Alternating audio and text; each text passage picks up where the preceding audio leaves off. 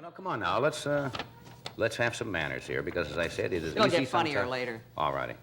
The actual transcript that I wanted to reply to was this. Carson said to Billy Graham, "Have you ever had any correspondence at all with Madeline Murray on any kind of talk show or such?"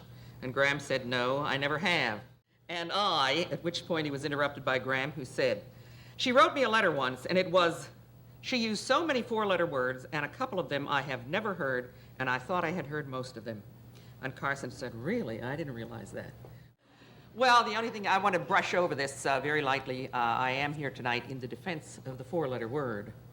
And I would not use four-letter words in a letter to Billy Graham, simply because my political acumen and my business acumen would preclude me from doing any such thing. There is no such letter.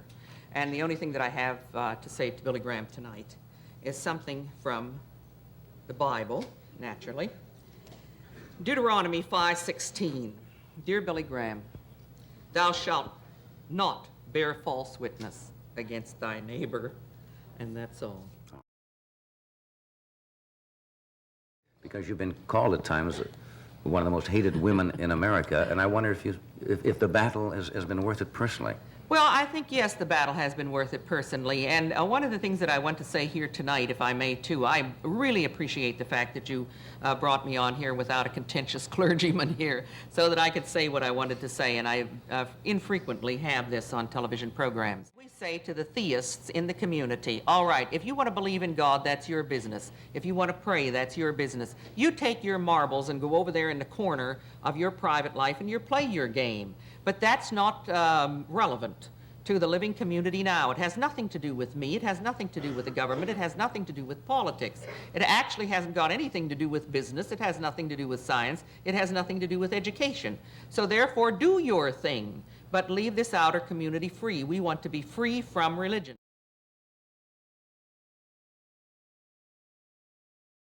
There's still constantly Bible reading and prayer recitation in the public schools. There's the passing of Gideon Bibles out in the public schools.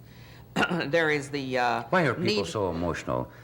Why do they put the battleground in the public schools and become so emotionally involved when people say, you mean they're not going to permit our children to start their daily schedule with a non-denominational prayer? Their argument, of course, is how can it affect anybody? It can't hurt. Well, there is no such a thing as a non-denominational prayer because vis-a-vis the world, Christianity, for instance, is a sect. And if we would have suddenly the Muslims or the Hindus take over and every person be required to say a prayer to Allah, there would be as much alarm and as much up in arms as there is now from the fact that we would like to have the public schools and the secular community to be neutral. We believe that religion is a private affair. Everybody has a right to have their religion. They have a right to have their churches. They have a right to have their schools. They have a right to have their institutions. But we feel one thing. They should pay for all of them. They shouldn't ask for special tax favors, and they shouldn't ask for taxpayers' monies.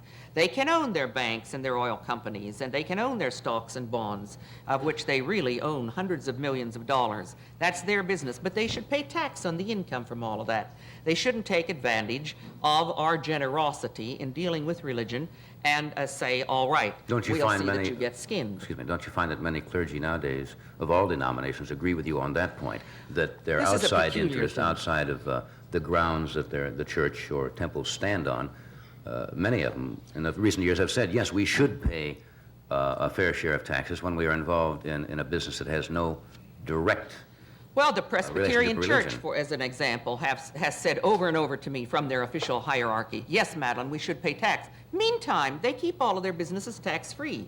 So the talk is cheap, and I would remind them all of the clergy, who say with me, yes, we agree with you in respect to separation of church and state, we should be taxed. I would say, please read your Bible also and see what Paul had to say, because he said, in respect to Christianity, it is not by your words, but by your deeds that we shall know you. And when they step up to the taxpayer and say, here's the money, I'll believe them.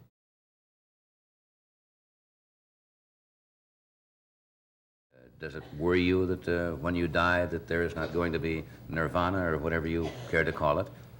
No, not at all. We feel that we're inner-directed, not outer-directed. We feel that we're independent, not dependent. We feel that we can make our own judgments and not ask someone else or some outer source to make our judgments for us. We feel that we should live a rich, full, beautiful, kind, love-filled life to the best of our ability and in the best direction in which we can, looking constantly for the total human community. And this is sufficient. Just to be alive is quite wonderful. Haven't you find that many times that some groups who claim to be very religious have been the most violent to react to your position?